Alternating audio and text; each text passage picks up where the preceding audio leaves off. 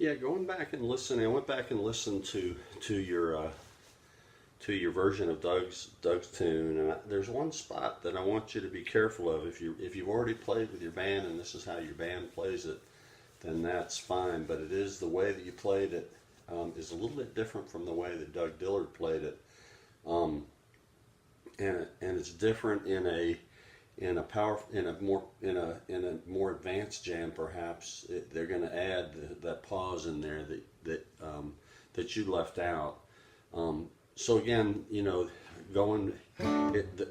words, there's a pause between the A part and the B part, and then another pause between the B part and when the next instrument starts. So it's like this.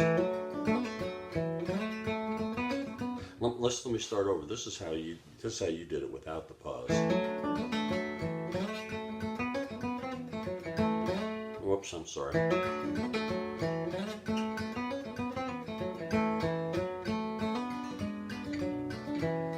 Hear that?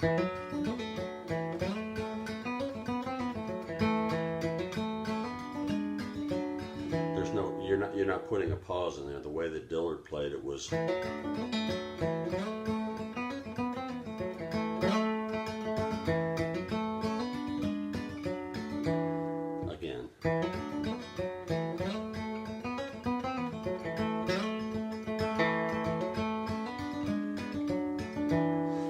And then he has that same pause in there before the next instrument, after the B part, before the next instrument does.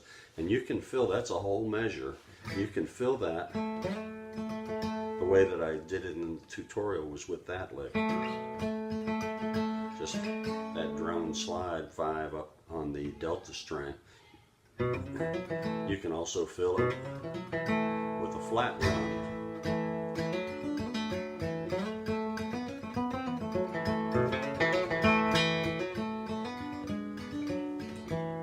So think about that half measure, or that measure that's in there.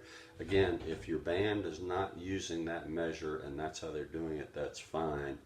And just be aware that it is a little bit different than the way he did it. The next one that I want to go over,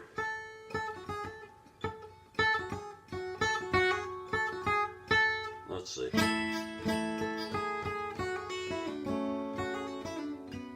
Yeah. I want you to think about using these hammer-ons and the hammer-on pull-offs. They do two things. If you pick every note, this is on the first stop lick.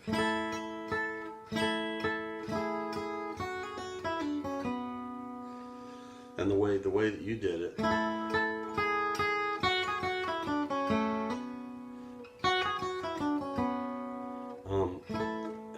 and there's a subtle difference there. That difference being that hammer-on pull-off. And the hammer-on pull-offs, what they do a couple things for you. One, picking-wise, they give your right hand a little bit of rest and make your left hand do a little bit of work. And I'll tell you, once you get the hammer-on pull-offs down, it'll make a big difference in your picking. I promise you that. So really work on this. If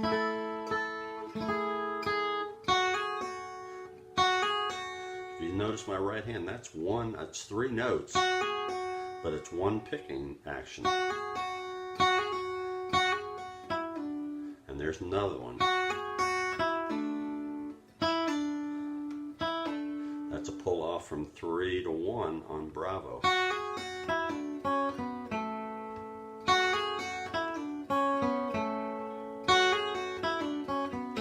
You can actually do one on the last one. I prefer not to because I'm getting back to the root note.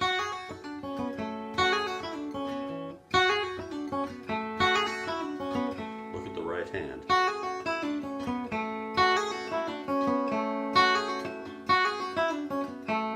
So it's a lot more efficient. Let's see, the last one is on that last lick before the transition to the A part, or before the transition to the next instrument. And you see that note, I'm doing the same thing.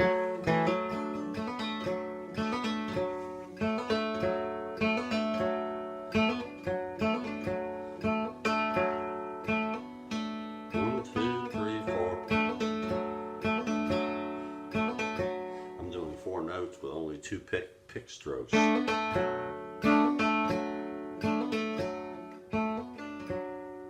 Okay.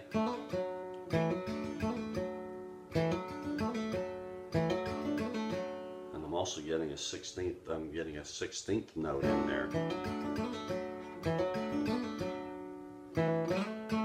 And then this last lick. The way you played it is fine. Nothing wrong with the way you played it on this last lick.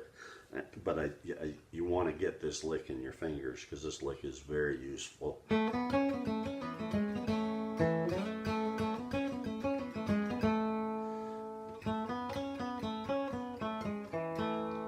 lot of variations of it, but the straightforward lick might be like this.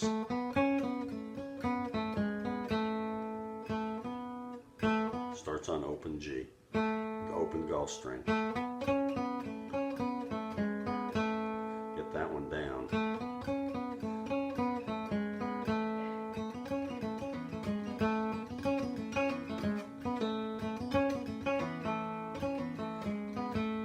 And I'm getting a couple pull-offs in there too.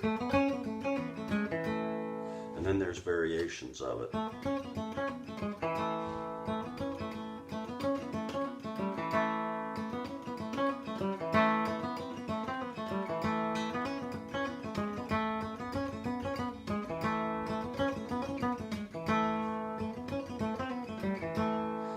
Variations of that lick, but that lick is so important. It's a 1 to 5 to 1 lick. And